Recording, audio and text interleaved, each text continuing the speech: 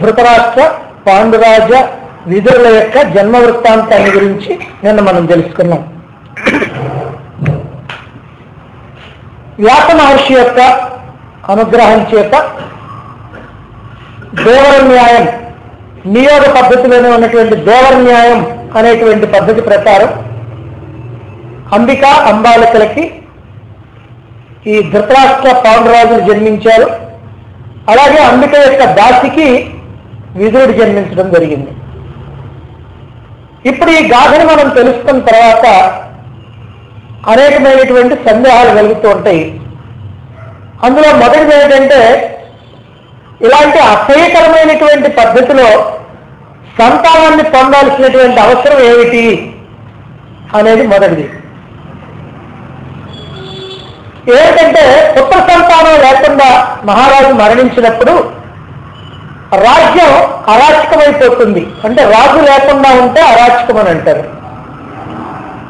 అలా అరాచకం కాకుండా ఉండేందుకోసం, ఆ వంశం నిరంతరాయంగా కొనసాగటం కోసం ఆపద్ధర్మంగా అంటే ఆపద సంభవించినప్పుడు అనుసరించవలసినటువంటి ధర్మంగా కలియుగానికి ముందు కాలంలో అంటే ద్వాపర యుగంలో ఈ నియోగ విధి అనేటువంటి దాన్ని అనుసరించేవారు.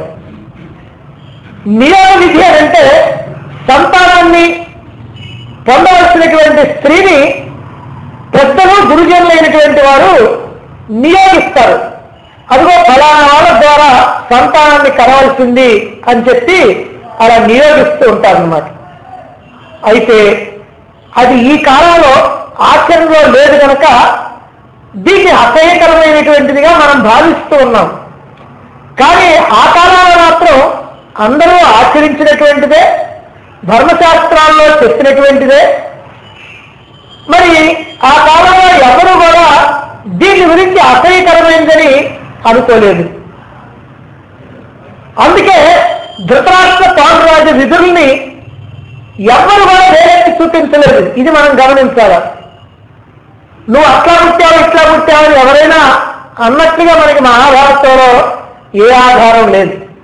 అంటే అలా అనకపోగా ఇంకా వాళ్ళని బాగా గౌరవించారు.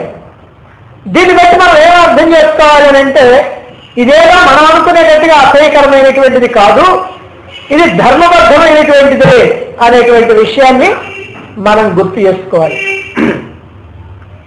ఇక రెండవది ఇంకొక సందేహం ఏమిటంటే, ఇది ధర్మసమ్మతమైనటువంటిది అని మనం ఎలా భావించగలుగుతాం? ఏదో మీరు అంటేనా అసలు ధర్మసమ్మతమైనది అనేది మనకేమైనా రుజువు ఉందా? ఉన్నది. సత్యవతి భీష్ముని పిలిచి, నాయనా మీ సోదర భార్య యందు నువ్వు సంతానాన్ని ప్రసాదించు అని అన్నప్పుడు, తల్లి నీవు చెప్పినదంతా ధర్మయుక్తమైనటువంటిదే, అందులో ఏమాత్రం సందేహం లేదు అన్నాడు భీష్ముడు. కానీ తన యొక్క ప్రతిజ్ఞ కారణంగా ఆజన్మ బ్రహ్మచర్య వ్రత సంపన్నులై ఉంటారని భీష్మైనటువంటి ప్రతిజ్ఞ చేసి ఉన్నందువల్ల నేను మాత్రం సంతానాన్ని ఇవ్వడానికి అశక్తుణ్ణి, కనుక ఈ క్షత్రియ ధర్మ హాని కలిగించడం నాకు ఇష్టం లేదు అని చెప్పి, ధర్మహాని కాకుండా శంకరుడి యొక్క సంతాన పరంపర వృద్ధి అయ్యేటువంటి మార్గం అవుతుంది. అది ధర్మయుతమైనటువంటిది, సనాతనమైనటువంటి క్షత్రియ ధర్మం. ఆపద్ధర్మ నిర్ణయాల్లో బాగా తెలిసినటువంటి మహాత్ములైనటువంటి విద్వాంసులైనటువంటి వాళ్ళ ద్వారా విన్నటువంటిది. అంతేకాకుండా లోకాచార వ్యవహారాలకి అనుగుణమైనటువంటిది కూడా అని ఆ ఉపాయాన్ని తెలియజేశాడు. ఏమిటా ఉపాయము? ఒక మంచి బ్రాహ్మణుడికి ధనమిచ్చి నియోగించినట్లయితే అతను విచిత్ర వీర్య క్షేత్రములను సంతానాన్ని ప్రసాదిస్తాడు అని. ఇది ఆ ఉపాయం. దీన్ని బట్టి భీష్ముడి యొక్క దృష్టిలో ఈ నియోగ విధి అనేటువంటిది ధర్మయుక్తమైనటువంటిది, సనాతనమైనటువంటి క్షత్రియ ధర్మం, విద్వాంసుల చేత చెప్పబడినటువంటిది, లోకంలో ఆచారంలో ఉన్నటువంటిది. సరే, భీష్ముడి యొక్క అభిప్రాయం ప్రకారం అలా అయితే ఇంకా మిగిలినటువంటి వాళ్ళ అభిప్రాయం ఏమన్నా ఉందంటే, ఇప్పుడు భీష్ముడు చెప్పినటువంటి దానికి సత్యవతి అంటున్నది, నాయనా నీవు చెప్పినటువంటిది ధర్మసమ్మతమే, ఆచారంలో ఉన్నటువంటిదే. ఇప్పుడు మనం ఆచరించదగినటువంటిది కూడా అదే అని సత్యవతి చెప్పింది. అంటే దాన్ని బట్టి సత్యవతి యొక్క దృష్టిలో కూడా ఇది ధర్మసమ్మతమైనటువంటిది అనే దాంట్లో సందేహం లేదు. సరే, ఇక మరి వ్యాసుడి యొక్క దృష్టిలో ఎలా ఉంది అది కూడా మనం ఆలోచించాలి. వ్యాసుడు వచ్చిన తర్వాత సత్యవతి కోరిన మీదట వ్యాసుడు ఏమన్నాడు, అమ్మా ఇది శాస్త్రంలో ఉన్నటువంటి సనాతనమైనటువంటి ధర్మం అన్నాడు.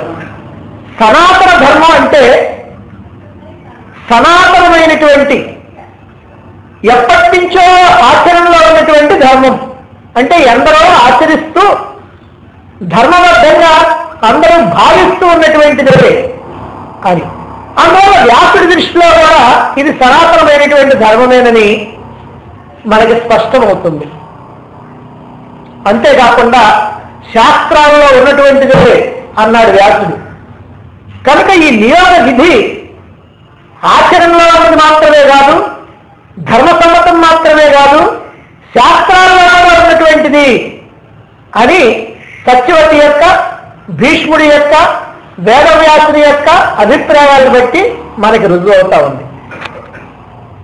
సరే, ఏమండి వారి మాటలను బట్టి ధర్మసమ్మతమైనటువంటిది అని నిర్ణయించుకోవటమా, లేక ఆచరణలో ఉన్నట్టుగా ఏవైనా రుజువులు ఉన్నాయా?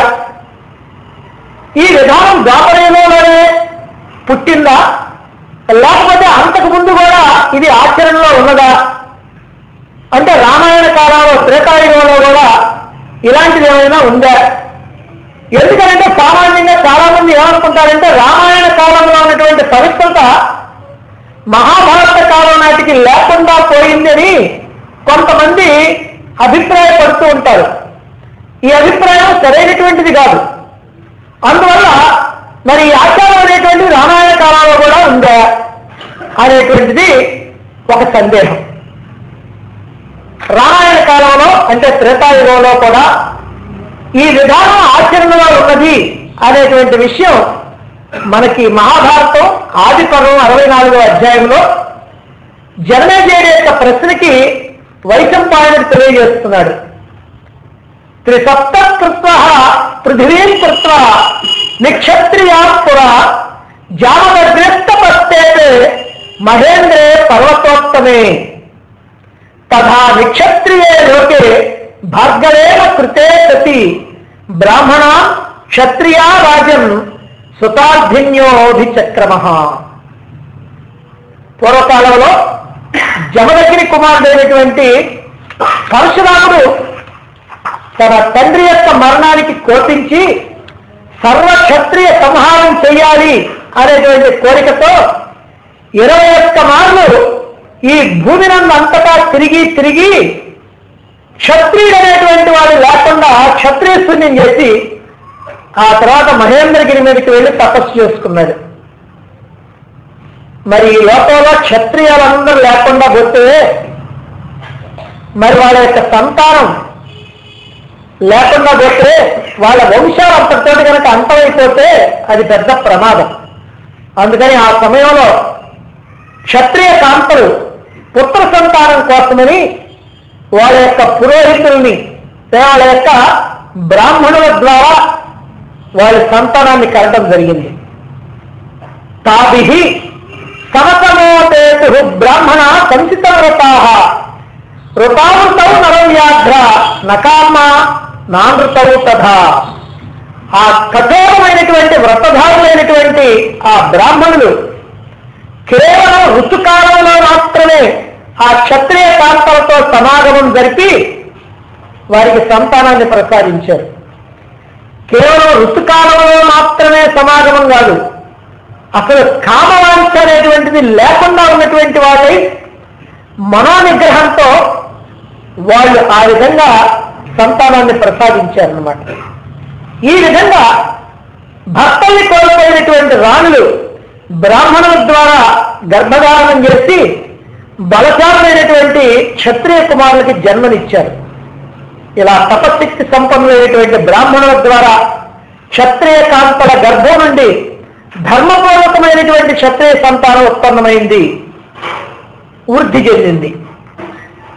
ఆ సంతానం కూడా దీర్ఘాయుష్యులు ఉన్నారు అని కూడా చెప్పడం జరిగింది. దీనిని బట్టి మనకి ఏం తెలుస్తుందంటే రామాయణ కాలంలో కూడా ఈ నియోగ విధి అనేటువంటిది ఉన్నది. ఈ నియోగ విధిని అనుసరించి ఆపద్ధర్మంగా సంతానాన్ని కనటం అనేటువంటిది ఉన్నది. అదే భారత కాలంలో కూడా అంటే ద్వాపర యుగంలో కూడా ఉన్నది, అలా కొనసాగింది అని మనకి స్పష్టమవుతా ఉంది. మహాభారత కాలం అపవిత్రమైనటువంటిదని, రామాయణ కాలం పవిత్రమైనటువంటిదని అనుకోవటం కేవలం అపోహ మాత్రమే, కేవలం భ్రమ మాత్రమే. కనుక ఇది ఆచరణలో ఉన్నటువంటి ధర్మమే, సనాతనమైనటువంటి ధర్మమే అని మనకి అర్థమైంది. సరే, రామాయణ కాలం నుంచి ఆచరణలే ఉన్నది అని చెప్తున్నారు, బాగానే ఉంది. ఇది సనాతనమైనటువంటి ధర్మము అని కూడా అంగీకరిద్దాం. మరి శాస్త్రాల్లో కూడా ఉందంటున్నారు కదా, వ్యాసుడు చెప్పాడు కదా శాస్త్రాల్లో కూడా ఉన్నటువంటిదని. మరి ఏ ధర్మశాస్త్రాల్లో ఈ నియోగ పద్ధతిని గురించి చెప్పడం జరిగింది, ఆ శాస్త్రాల్లో ఏమని చెప్పారు అనేది మరొక సందేహం. మనకి మన ధర్మశాస్త్రం, ఈ ధర్మశాస్త్రాల్లో మనుస్మృతి, పరాశర స్మృతి, యాజ్ఞవల్క స్మృతి అని స్మృతులు ధర్మశాస్త్రాలు ఉన్నాయి. మన ధర్మశాస్త్రంలో మొదటి అధ్యాయం 62, 63 శ్లోకాలు ఈ విధి విధానాన్ని గురించి తెలియజేస్తున్నాయి. విధవాయాం నియుక్తస్తు ఘృతాస్తో వాగ్యతో ఇసి ఏకముత్తాదయే పుత్రం నా ద్వితీయం కథంచన. వైధవ్యాన్ని పొందినటువంటి స్త్రీ గురుజనుల ద్వారా నియుక్తులైనటువంటి పురుషుడి వల్ల సంతానాన్ని కనవచ్చు. అయితే ఆ పురుషుడు ఎలా ఉన్నాడంటే ఘృతాతో అంటే తన శరీరం అంతటా కూడా నెయ్యి పూసుకొని ఏది మాట్లాడకుండా మౌనంగా ఉండి అర్ధరాత్రి వేళ కలుసుకోవాలి. అంతేకాకుండా ఏకముత్తాదయే పుత్రం, ఒక్క పుత్రుడిని మాత్రమే వాళ్ళ కనడానికి అర్హత ఉంది, రెండవ వారి కొరకు ప్రయత్నం చేయకూడదు. అలాగనే మరొక మాట కూడా చెప్పారు, విధవాయాం నియోగాయే నివృత్తేతు యథావిధి గురువచ్చ కృపావచ్చ వర్తేయాత పరస్పరం. అంటే భర్త లేకుండా ఉన్నటువంటి స్త్రీ భర్త మరణించిన తర్వాత వైధవ్యాన్ని పొందినటువంటి స్త్రీ నియోగ విధిని అనుసరించి, అంటే కామ పరమేశ్వరాలు కాకుండా కర్తవ్య నిర్వహణ బుద్ధితో ఇంద్రియాల మీద ఏ రకమైనటువంటి ఆసక్తి లేకుండా మనస్సుని స్వాధీనంలో పెట్టుకొని ఈ నియోగ పద్ధతిలో ఆ స్త్రీ పురుషుణ్ణి కలిసిన తర్వాత మళ్ళీ ఎప్పుడైనా వాళ్ళు కనుక ఎదురు పెడితే ఆ స్త్రీ ఏమో పురుషుణ్ణి తండ్రిలాగా భావించాలి, ఆ పురుషుడేమో ఆ స్త్రీని కోడలుగా భావించి పరస్పరం ప్రవర్తించాలి. ఇది కూడా మనకి మనుధర్మశాస్త్రం చెప్తుంది. మరి ఈ నియోగ విధిని గురించి మనుధర్మశాస్త్రం చెప్పినటువంటి ఈ 2 శ్లోకాల ద్వారా మనం గ్రహించవలసినటువంటి ముఖ్యమైనటువంటి విషయాలు ఉన్నాయి. ఎందుకంటే ఈ నియోగ విధి అనేటువంటిది ఏదో ఆషామాషిగా చేసేటువంటిది కాదు, ఇది ఎంతో పరమ పవిత్రమైనటువంటిది, ఎన్నో నియమాలతో కూడుకొని ఉన్నటువంటిది అని మనం తెలుసుకోవాలంటే ఈ విషయాలు మనం తెలుసుకోవాలి. ఇందులో ఒకటి ఏమిటంటే స్త్రీలు ఎప్పుడు కూడా తమంతట తాముగా సంతానాన్ని పొందకూడదు. పెద్దల యొక్క గురుజనుల యొక్క అనుమతితో మాత్రమే, వారి యొక్క నియోగంతో మాత్రమే జరగవలసినటువంటి కార్యం ఇది. రెండవది, పురుషుణ్ణి నిర్ణయించడంలో కూడా పెద్దల ఇష్టమే తప్ప ఆ స్త్రీ యొక్క ఇష్టాయిష్టాలు ఏమి ఉండవు ఈ నియోగ పద్ధతిలో. మూడవది, నియోగ విధిని పాటించాల్సినటువంటి పురుషుడు శరీరం అంతటా కూడా నెయ్యి పూసుకోవాలి. దానివల్ల ఏమవుతుందంటే శరీర రూప సౌందర్యం మరుగున పడిపోతుంది, కామాన్ని ప్రేరేపించేటువంటి చర్యలు ఆ సమయంలో చేయకుండా ఉంటారు. ఇక నాలుగవది, సంయోగ సమయంలో మాట్లాడకూడదు. మాట వల్ల ఏమవుతుందంటే పరిచయాలు జరుగుతూ ఉంటాయి. ఈ పరిచయాలు జరగడం వల్ల సంబంధం కొనసాగించాలి అనేటువంటి ఆలోచన ఉంటుందేమో అనేటువంటి భయంతో ఈ నియమాన్ని కూడా అక్కడ పెట్టడం జరిగింది. అంటే మౌనంగా ఉండాలి. ఆ తర్వాత నియోగం అనేటువంటిది ఒక పుత్రుడి కొరకే కానీ మరొక పుత్రుడి కోసం ప్రయత్నించకూడదు. ఇక ఆరోది, ఇది చాలా ముఖ్యమైనది. ఒక్కసారి కలయికతోనే గర్భాధానం చేయగలిగినటువంటి తపశక్తి సంపన్నుడైనటువంటి మహాత్ముడినే ఇందుకు నియోగించాలి. ఇలాంటి నిర్ణయం గనక నియమం గనక లేకపోయినట్లయితే సంతానం కోసమని ఫలానా వాళ్ళ ద్వారా సంతానాన్ని పొందమని పెద్దలు నిశ్చయిస్తే ఇంకా సంతానం కలగలేదని వాళ్ళ సంబంధాన్ని కొనసాగిస్తూ ఉండొచ్చు. అందుకని ఒక్కసారి వాళ్ళు కలిసినంత మాత్రాన్ని సంతానాన్ని ప్రసాదించగలిగినటువంటి మహాత్ములైనటువంటి వాళ్ళనే నియోగిస్తూ ఉండాలి. ఇక ఏడవది, స్త్రీ పురుషులిద్దరూ కూడా కామపరవశులు కాకుండా కర్తవ్యం నుండే బుద్ధి నిలిపి ఉంచాలి. ఇది అవసరానికి ఇలా ఈ సంతానాన్ని కనవలసి వచ్చింది అనేటువంటి భావనతో ఉండవలసిందే తప్ప ఆ కామపరవశులు కాకూడదు. ఇక ఎనిమిదవది, సంయోగ సమయంలో మనస్సు చలించకుండా మనోనిగ్రహం ఉండాలి. అలాగే ఇంద్రియాలు అనాసక్తిగా ఉండాలి. ఏ రకమైనటువంటి ఆసక్తి చూపించకుండా ఇంద్రియ నిగ్రహంతో ఉండాలి. ఇంకా తొమ్మిదవది, సంయోగానంతరం ఎప్పుడైనా ఆ స్త్రీ పురుషుని కనుక ఎదురుపడినట్లయితే స్త్రీ ఏమో పురుషుడిని తండ్రిలాగా, పురుషుడేమో ఆ స్త్రీని కోడల్లాగా చూడగలిగినటువంటి మనోనిగ్రహం, పవిత్రత వాళ్ళల్లో ఉండాలి. ఇది కత్తి మీద సాము లాంటిది ఈ నియోగ విధి. సామాన్యుడికి అసాధ్యమైనటువంటిది కూడా. ఈ విధంగా ఈ నియోగ విధి అనేటువంటిది ఎంతో నియమనిష్టలతో ఆచరించవలసినటువంటి ఇది ధర్మకార్యం. అయితే మరి శాస్త్రాల్లో చెప్పినటువంటిది రామాయణ కాలం నుంచి భారత కాలం దాకా ఉన్నటువంటిది ఆచరణలో, పైగా ధర్మసమ్మతమైనటువంటిది, మహాత్ముల చేత చెప్పబడినటువంటిది. ఎవరు కూడా దీన్ని వ్యతిరేకించలేదు, తోరణాడలేదు. అటువంటిది మరి అటువంటి ఈ నియోగ విధి మరి ఈ కాలంలో కూడా ఎవరికైనా పుత్ర సంతానం కనుక లేకపోయినట్లయితే ఈ నియోగ పద్ధతి ప్రకారం ఎందుకు సంతానాన్ని కనకూడదు, ఎందుకు ఇది ఆచరణలో లేకుండా పోయింది అనేటువంటి సందేహం మనకు కలగవచ్చు.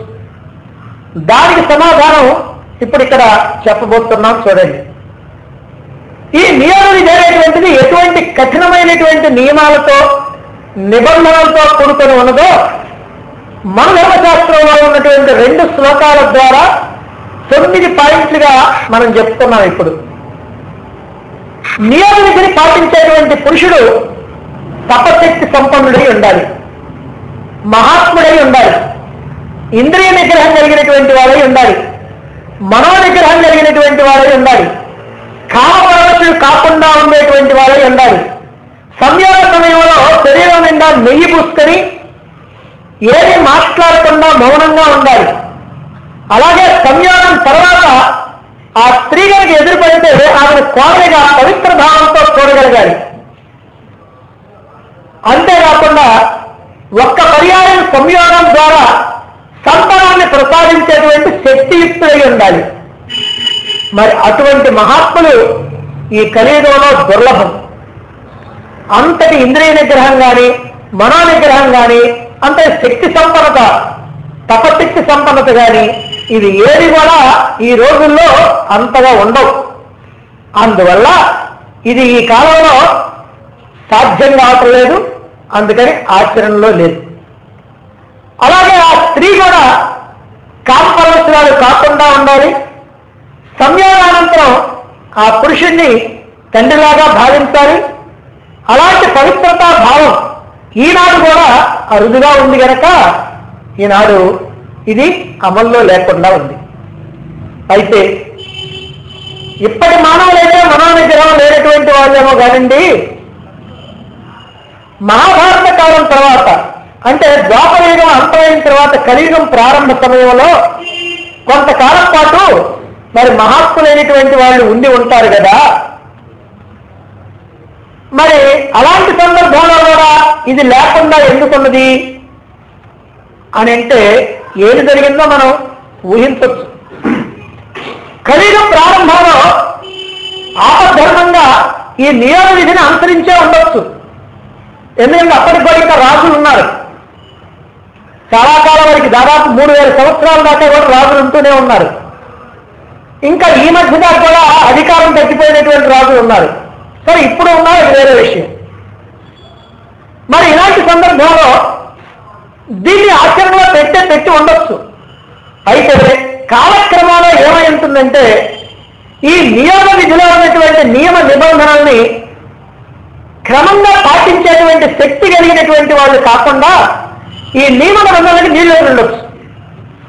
అంటే ఒకసారి పెద్దల చేత నియోగించబడినటువంటి స్త్రీ, పురుషుడితో కలిసినటువంటి స్త్రీ ఆ తర్వాత ఇంకా సంతానం కలగలేదు అనేటువంటి నెపంతో ఆ సంబంధాన్ని కొనసాగించవచ్చు. ఆ తర్వాత స్త్రీలు పెద్దల యొక్క అనుమతి కూడా లేకుండా తమంతా తాముగానే ఈ సంబంధాన్ని కొనసాగించి ఉండొచ్చు. క్రమంగా స్త్రీ పురుషులు కామపరవశులై ఉండి ఉంటారు. సంయోగానంతో కామదృష్టిని విడనాడలేకపోయి ఉంటారు. అందువల్ల ఈ నియోగ విధిలో ఉన్నటువంటి పవిత్రత మంట కలిసి క్రమంగా వ్యభిచారంగా మారిపోయి ఉంటుంది. అలాంటి పరిస్థితుల్లో ఆనాటి పెద్దలు ఈ విధానాన్ని నిషేధించి సంతానం కావాలంటే ఈ రకమైనటువంటి పద్ధతి సరైనటువంటిది కాదు గనక దత్త స్వీకారం చేసుకోండి అనేటువంటి ఒక పద్ధతిని ప్రవేశపెట్టారు. అందువల్ల ఈ కాలంలో ఈ నియోగ విధి అనేటువంటిది ఆచరణలో లేకుండా పోయింది. ఇంతవరకు చర్చించినటువంటి విషయాన్ని మనం ఒక్కసారి కనుక సింహావలోకనం చేసుకుని ధర్మాధర్మ పరిశీలనతో విశ్లేషణ చేసినట్లయితే మనకున్నటువంటి అపోహలు, అపార్థాలు, దాని కారణంగా వచ్చే అనర్థాలు అన్ని కూడా తొలగిపోతాయి.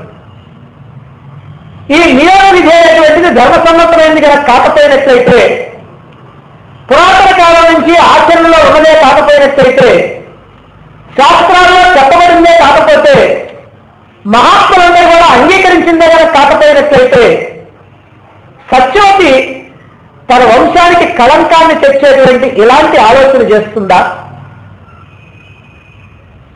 2, తండ్రి యొక్క మనోరథాన్ని నెరవేర్చడానికి రాజ్యాధికారాన్ని తృణప్రాయంగా వదులుకోవటమే కాకుండా ఆజన్మ బ్రహ్మచర్య వ్రతదీక్ష సంపన్నుడై కఠోరమైనటువంటి ప్రతిజ్ఞాకాలను కట్టుబడినటువంటి మహాత్యాగి భీష్ముడు దీనికి అంగీకరిస్తాడా?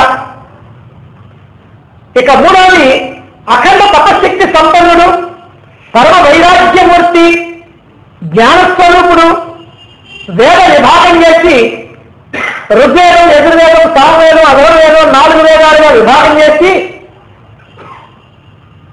ఈ వేదాల్లో ఉన్నటువంటి పరస్పర విరుద్ధమైనటువంటి విషయాలన్నింటినీ కూడా అర్థమయ్యేటట్టుగా చేయడం కోసం బ్రహ్మసూత్రాలను రచించినటువంటి ప్రజ్ఞాశాలి వేదవ్యాసుడు తల్లి యొక్క కోరికని ఎటువంటి అవమర్శం లేకుండా అంగీకరిస్తాడా? అంతేకాదు, ఇది అధర్మము, అపవిత్రము, శాస్త్ర విరుద్ధము, అసహ్యకరమైనటువంటిది కనుక అయితే తానే స్వయంగా పాత్రధారి అయినటువంటి వ్యాసుడు ఈ గాథని తన మహాభారతంలో ఏ కనుకోవడం లేకుండా రాసుకుంటాడా? అలా రాసుకున్నాడంటే ఆనాటి సమాజం దృష్టిలో ఇది ఏ దోషము లేనటువంటి, ఎవరూ తప్పుపట్టినటువంటి చర్య అయి ఉండాలి. ఇందులో వేరే సిగ్గుపడాల్సినటువంటి అవసరం ఏమీ లేదు అని కూడా మనం గ్రహించాలి.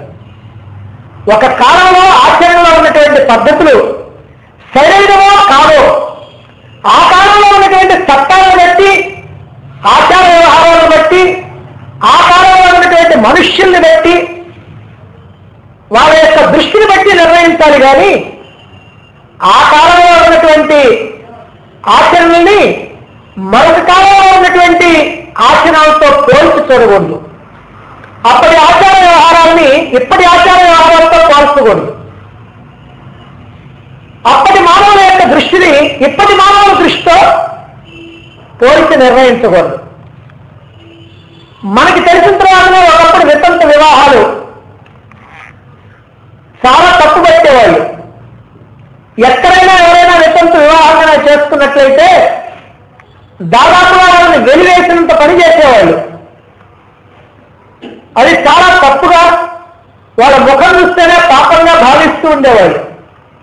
మరి అలాంటి పరిస్థితి నుంచి ఈనాడు అది సర్వసాధారణమైపోయింది. పైగా ఈనాడు ప్రోత్సహిస్తున్నారు కూడా. ఒకవేళ ఎవరైనా వివాహం చేసుకోకుండా ఉంటే ఎందుకంటే చేసుకోకుండా ఉంటాం, చేసుకోమని చెప్పి ప్రోత్సహిస్తూ ఉన్నారు. మరి మహాభారత కాలం నాటి మానవులు, వాళ్ళు రాజులు కానివ్వండి, చక్రవర్తులు కానివ్వండి, అధికారులు కానివ్వండి, స్వేచ్ఛ కలిగినటువంటి పౌరులు కానివ్వండి, నగరవాసులు కానివ్వండి, జానపదులు కానివ్వండి, ఎవరైనా సరే వీళ్ళ యొక్క జన్మల్ని గురించి సులభంగా మాట్లాడారా? ఎవరు అలా మాట్లాడాల? అసలు ఆ ప్రసక్తే లేదు. అలాగే అంబికా అంబాలికల్ని ఎవరైనా విమర్శించారా? ఇలాంటి పని చేశారని ఎవరు విమర్శించరా? ఎవరైనా భీష్ముడిని దూషించారా? అసలు దూషించలేదు.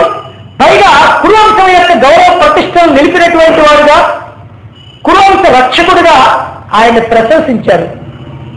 కాబట్టి ఈ నియోగ విధిలో ఏ అధర్మము లేదు, ఏ అపవిత్రత లేదు, ఏ అసమంజసము లేదు, ఏ అన్యాయము లేదు, ఏ అసహ్యము లేదు అని మనం స్పష్టంగా తెలుసుకోవచ్చు.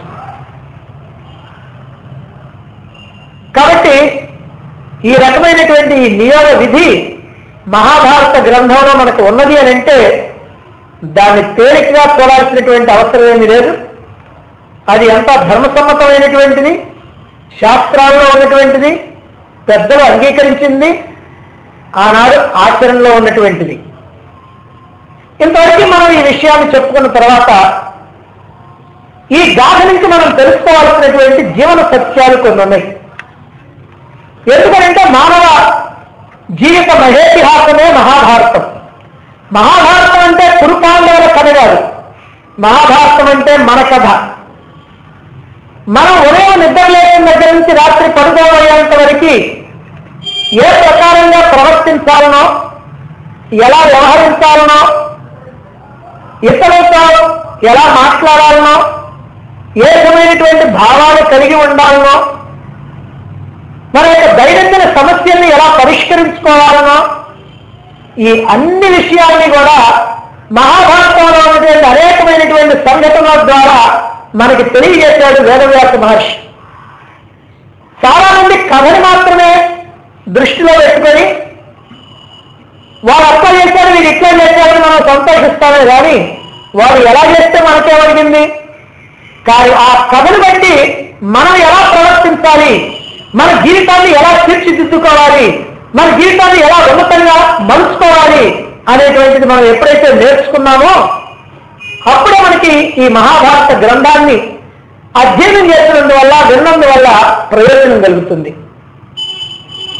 ఇప్పుడు జరిగినటువంటి ఈ గాథ మొత్తంలో కూడా సత్యవతి చేసినటువంటి పొరపాట్లు చాలా ఉన్నాయి. వాటన్నింటినీ కూడా మనం తెలుసుకున్నట్లయితే మన యొక్క జీవన వ్యవహారాల్లో అలాంటి పొరపాట్లు చేయకుండా ఉంటాం. అది ఏమిటో చూడండి. ఒకటి, ఈ నియోగ విధిన తన కోదండ్ర ఎందు సంతానాన్ని ప్రసాదించమని తన ప్రథమ పుత్రుడైనటువంటి వ్యాసుడిని కోరింది సత్యవతి. వ్యాసుడు అందుకు అంగీకరించి వారిద్దరి చేత ఒక సంవత్సరం వ్రతం చేయించమని చెప్పాడు. కానీ సత్యవతి ఆ మాటలంతగా పట్టించుకోకుండా వెంటనే అంటది, నాయన శీఘ్రమే గర్భధారణ జరిగేటట్లు చూడు అని అన్నదే గాని ఆ వ్రతం ఏమిటని అడగలేదు, ఆ వ్రతం ఎందుకో అడగలేదు. సరే మనం ఆలోచిద్దాం. ఒకవేళ శీఘ్రమే గర్భధారణ జరిగింది అనుకున్నాం, బిడ్డ పుట్టేది ఎప్పుడు? మళ్ళీ 10 నెలల తర్వాత కదా. వాడు కాస్త పెద్ద అయ్యేది ఎప్పుడు? ఆ సింహాసనం మీద కూర్చోబెట్టాలంటే కూర్చోగలిగినటువంటి స్థితిలో ఉండాలి కదా. ఎంతకాలం పట్టుద్ది? ఆయన 1 సంవత్సరం వర్తం చేస్తే అబ్బాయి అవ్వగాలని చెప్పినటువంటి ఆమె మరి అంతకాలం ఆగాలా ఆగక్కర్లేదా? ఆగాల్సిందే. కనీసం 7-8 సంవత్సరాలు 10 సంవత్సరాలలో ఆగాలి. మరి ఎందుకని ఆ తొందరపడ్డని? 1 సంవత్సరం ఆగినంత మాత్రాన ఏం కొప్పలు మునిగిపోతాయని. కానీ అలా తొందరపడ్డందుకు ఫలితం ఏం జరిగిందో తెలుసు కదా. పుట్టంధుడు జన్మించాడు ధృతరాష్ట్రుడు. అసలు వ్రతం దేనికి చెప్తాడు వ్యాసుడు? ఏమైనా ఆలోచించిందా? వ్రతం ఎందుకు చెప్తాడో వ్యాసుడు 1 మాటలో చెప్తాడు. అదేంటంటే వ్రతం చేయకుండా ఏ స్త్రీ కూడా తన సమీపానికి రాలేదు అన్నాడు వ్యాసుడు. అంటే దీంట్లో ఉన్నటువంటి ఆంతర్యం ఏమిటంటే అంతఃపురాల్లో రాణివాసంలో పెరిగినటువంటి మహారాజులు విలాసవంతమైనటువంటి జీవితాన్ని గడుపుతూ ఉంటారు. అలాంటి వారు పరపురుషులతో, అందున కపిల జనులతో, దుర్బలమైనటువంటి శరీరంతో, నల్లని దేహఛాయతో, మిడుగురు లాంటి కళ్ళతో, అందవిహీనంగా ఉండేటువంటి ఈ తపశక్తి సంపన్నుడైనటువంటి తనతో సమాగమానికి వాళ్ళని సిద్ధం చేయటం కోసమే ఈ సంవత్సరం వ్రతం. ఎట్లా సిద్ధం చేస్తారు? 1 సంవత్సరం పాటు వాళ్ళకి ఆహార విహారాల్లో మనం అంటుంటా ఒంటిపూట భోజనం, నేల పడక అని ఇలాంటి కొన్ని నియమాలు చెప్తూ ఉంటాం. అది అలాంటి నియమాలు ఏర్పాటు చేసి కఠినమైనటువంటి నియమాల్ని వాళ్ళకి చెప్పి వాళ్ళ చేత పాటింపజేస్తే వాళ్ళలో కొంత సహన శక్తి వస్తుంది. అప్పుడు తన యొక్క రూపాన్ని భరించగలిగేటువంటి అవకాశం వాళ్ళకి కలుగుతుంది. అప్పుడు వాళ్ళ యొక్క సమాజము దోషరహితమవుతుంది. ఇది వ్యాసుడి యొక్క ఉద్దేశం. కానీ ఈ విషయాన్ని వ్యాసుడిని ఏమైనా అడిగిందా సత్యవతి? అడగల. తొందరపడ్డది. ఆడగానికి వీలు లేదండి, వెంటనే గర్భధారణ జరగాలండి. ఇలా తొందరపడటం వల్ల ఏ ప్రయోజనమూ లేకపోగా గొప్ప నష్టం మాత్రం జరిగింది. ఇదిగో ఈ పుట్టందుడు జన్మించి ఈ మహాభారత యుద్ధానికి కారకుడయ్యాడు. కాబట్టి దీన్ని బట్టి మరి మనమేమి తెలుసుకోవాలి? సత్యవతి అంటే ఏదో చేసింది, అనుభవించింది, అయిపోయింది.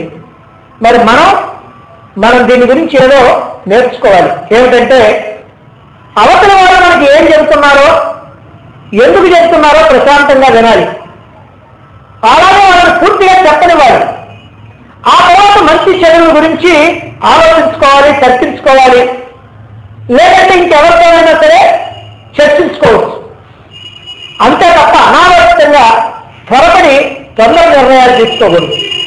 అలా తీసుకుంటే తగినటువంటి ఫలితాన్ని అనుభవించవలసి వస్తుంది అని మనకి ఈ సత్యవతి చేసినటువంటి పొరపాటు వల్ల మనం గ్రహించవచ్చు.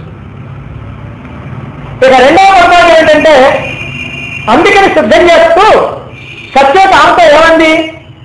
కురువంశాభివృద్ధికి భీష్ముడు అంగీకారం తెలియజేశాడు, భీష్ముడు చెప్పినట్లుగా నువ్వు నడుచుకోరు అని శయ్యామందిరంలో కూర్చోబెట్టి ఆ అంబికతో చెప్పింది.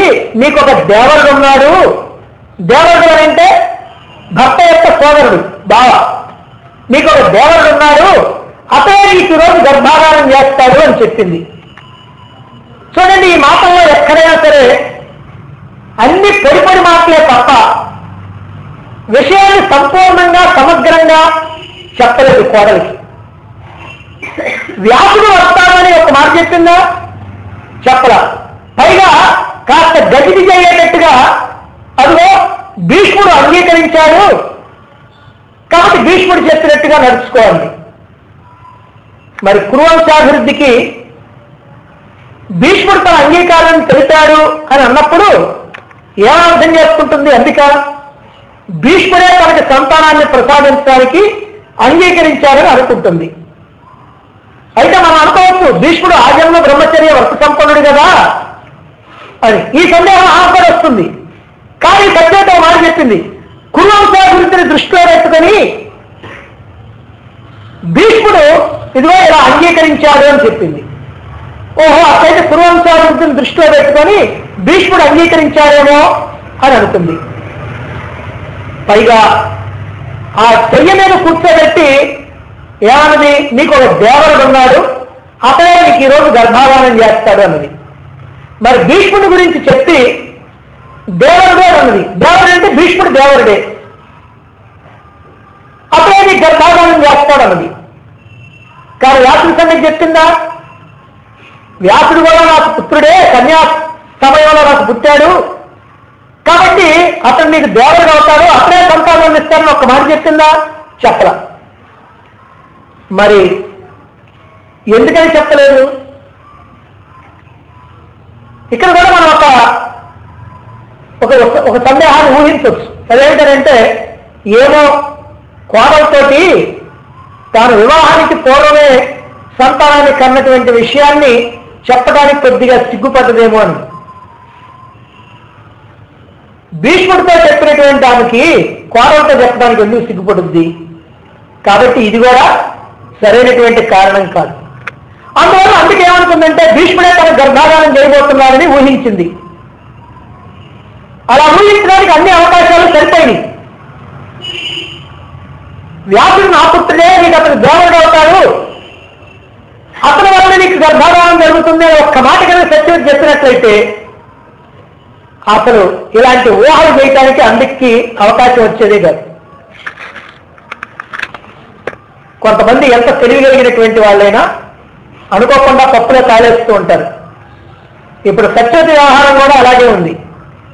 సత్యవతి ఆ విషయాన్ని దాచి వివరంగా చెప్పకుండా, స్పష్టంగా తెలియజేయకుండా పొడిపొడిగా మాట్లాడినందువల్ల అంబిక తనకు దేవుడు భీష్ముడే కదా, ఆయన కురువంశ వృద్ధికి అంగీకరించారంటున్నారు కదా, కాబట్టి తన యొక్క ప్రతిజ్ఞను వదులుకోనుండొచ్చు అని భావించింది. అందుకే చెయ్యదని కూర్చొని అంబిక శోకంతో తదా భీష్మం అన్యాంశ కురుపుంగవాన్ అక్కడ దాని కూర్చొని ఆ భీష్ముడిని కురువంశస్తులు ఇంకెవరున్నారా దేవుడు అని అట్లా ఆలోచిస్తూ ఉన్నదంట. వ్యాసుడు ఆ సమయంలో రావటం, ఆ తర్వాత జరిగినటువంటిది ఎంత ఘోరం జరిగిపోయిందో తెలుస్తుంది. ఎందుకనంటే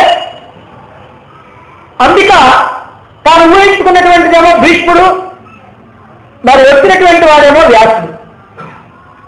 ఎప్పుడైతే ఇలా వ్యాసుడు రావటం జరిగిందో ఆ భయంతో కళ్ళు మూసుకుంది. ఆ కళ్ళు మూసుకోవడం వల్ల అంధుడు, జాత్యంధుడు, పుట్టంధుడు జన్మించాడు. ఇదంతా సత్యవతి యొక్క పొరపాటే అని చెప్పడంలో ఏ రకమైనటువంటి సందేహం లేదు. దీన్ని బట్టి కూడా మనం ఏం గ్రహించాలంటే, మన మనస్సులో ఉన్నటువంటి భావాల్ని ఇతరులకి స్పష్టంగా చెబుతూ ఉండాలి, అర్థమయ్యేటట్లుగా చెబుతూ ఉండాలి. చెప్పవలసినటువంటి విషయాలను కొన్నిటిని దాచిపెట్టి కొన్నిటిని పొడిపొడిగా అర్థమయ్యి కానట్టుగా మాట్లాడితే అనేకమైనటువంటి అపోహలు వస్తాయి, అపార్థాలు వస్తాయి, దాని కారణంగా అనర్థాలు జరుగుతాయి. కొంతమంది సహజంగానే మాట్లాడుతుంటారు. వారు మాట్లాడితే అంతా అయిపోయిన తర్వాత కూడా మనకేం ఒక్క ముక్క కూడా అర్థం కాదు, ఎందుకంటే అది వాడి స్వభావం. కానీ అలా కాకుండా కొంతమంది బాగా చక్కగా అర్థమయ్యేటట్టు మాట్లాడగలిగి కూడా కొన్ని విషయాలు అలా దాచిపెట్టి పొడిపొడిగా మాట్లాడుతూ ఉంటారే, అదిగో వాళ్ళ విషయం మనం చెప్పుకునేది. అందువల్ల అలా కాకుండా స్పష్టంగా మాట్లాడాలి, చెప్పదలుచుకున్నటువంటి విషయాన్ని స్పష్టంగా చెప్పాలి. అప్పుడే ఏ రకమైనటువంటి అపార్థాలు అనర్థాలు జరగకుండా ఉంటాయి. ఇక మూడో విషయం ఏంటంటే, ఇద్దరు కోడళ్ళకి పుత్రులు పుట్టారు. మరి మరొక పుత్రుని కోసం పెద్ద కోడలకి పుత్రుణ్ణి ప్రసాదించమని చెప్పి వ్యాసుని కోరింది సత్యవతి. ఎందుకు కోరింది? తన రెండవ కోడలు అంబాలిక అందమైనటువంటి పుత్రుణ్ణి ప్రసవించింది. కానీ అంబికకు పుట్టిందేమో గుడ్డివాడు. ఈ అంబిక అంబాలికలు ఇద్దరు కూడా స్వయాన అక్కజెల్లెళ్ళు. తన సోదరి యొక్క పుత్రుణ్ణి చూసి తన పుత్రుడితో పోల్చుకొని భవిష్యత్తులో ఈ అంబిక బాధపడుతుందేమో, నా కుమారుడేమో గుడ్డోడు, ఆ కుమారుడేమో అందంగా ఉన్నాడు, నా చెల్లెలు కొడుకు అని ఇలా పోల్చుకొని భవిష్యత్తులో ఏమైనా బాధపడుతుందేమో అనేటువంటి ఉద్దేశంతో ఇప్పుడు ఏమో కూడా కొడుకు మంచివాడు అనుకుంటే బాగుంటుంది అనే ఉద్దేశం సత్యవతి అనుకున్నది, వ్యక్తం చేయలే. అయితే ఉద్దేశం మంచిదే. మరి ఈ ఉద్దేశాన్ని అంబికకి చెప్పి ఆ చేత అంగీకరింపజేసిందా? లేదు. కానీ తన కోడలు, అత్తయ్య నాకు ఈ కుమారుడు వాడు పుట్టాడు కదా, కాస్త మంచి కుమారుడు ఉంటే బాగుంటుంది అని ఏమైనా అడిగిందా? లేదు. కానీ కోడలికి సలహా ఇస్తున్నట్లుగా ఇలా అయితే బాగుంటుంది అని ఏమైనా చెప్పిందా? అలా కూడా చెప్పలేదు. అంటే కోడలి ఇష్టాయిష్టాలు తెలుసుకోకుండానే తనంతటి తానుగానే ఆదేశించింది.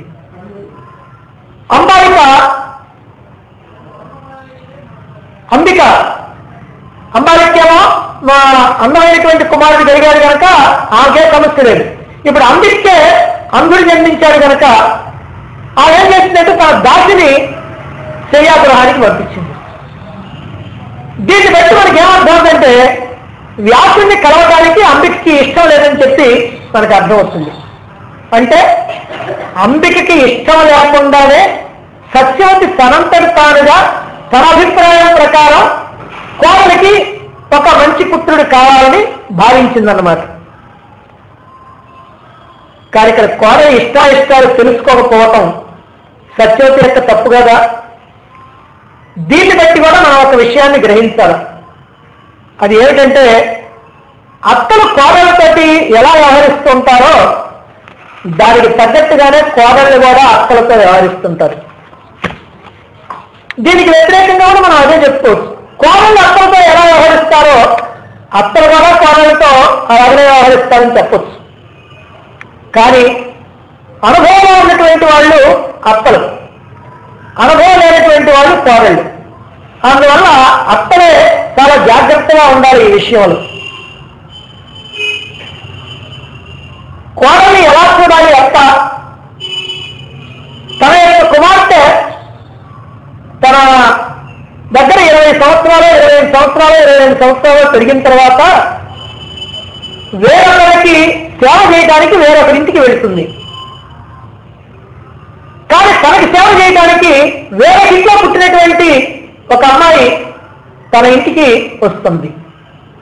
అలాంటి సందర్భంలో వాళ్ళని ఎలా చూడాలి? కూతురు కన్నా కూడా ఇంకా ఎక్కువగా చూడాలి. కూతురులాగా చూడాలంటే కూడా లేదు, కూతురు కన్నా కూడా ఎక్కువగా చూడాలి. అలా ఎవరైతే అట్లా చూస్తూ ఉంటారో మరి ఆ కోడలు కూడా అత్తల్ని అలాగే చూస్తారు. అయితే ఈ విషయంలో ఎక్కడ తేడా వచ్చిందంటే ఎవరికి వాళ్ళు జాగ్రత్తగా అనుకోవచ్చు. నాదేం తప్పులేదు, అంతా కోడలేను అత్త అనుకోవచ్చు. నాదేం తప్పులేదు, అంతా అత్తలేను అని కోడలు అనుకోవచ్చు. కానీ ఎక్కడైనా సరే ప్రారంభం మాత్రం అతని దగ్గర నుంచి కనుక ప్రారంభమైనట్లయితే వాళ్ళిద్దరు అత్తలు వాళ్ళిద్దరు కూడా చాలా అన్యోన్యంగా ఉండటానికి అవకాశం ఉంటుంది. అలాగే అత్తా కోడలిద్దరు కూడా అరమరికలు లేకుండా వ్యవహరించడం అనేటువంటిది కూడా చాలా ప్రధానమైనటువంటి విషయం. ఇక 4వ విషయం, అంబికకి బిడ్డ పుట్టిన తర్వాత అంబాలికి గర్భాధానం జరిగింది. అంబికకి బిడ్డ పుట్టడానికి ఎంతకాలం పట్టింది? 10 నెలలు పెట్టింది.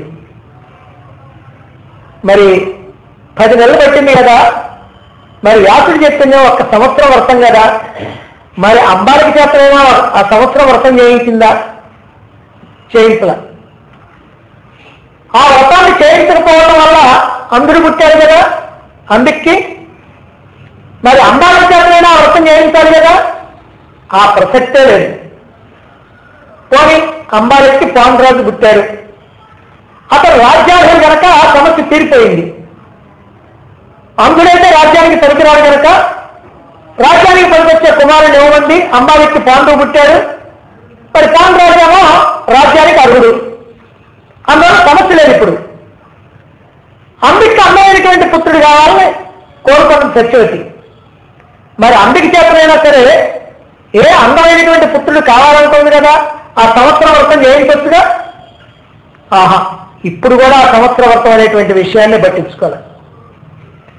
ఇదంతా సత్యవతి యొక్క అనాలోచితమైనటువంటి అస్తవ్యస్త మానసిక స్థితి.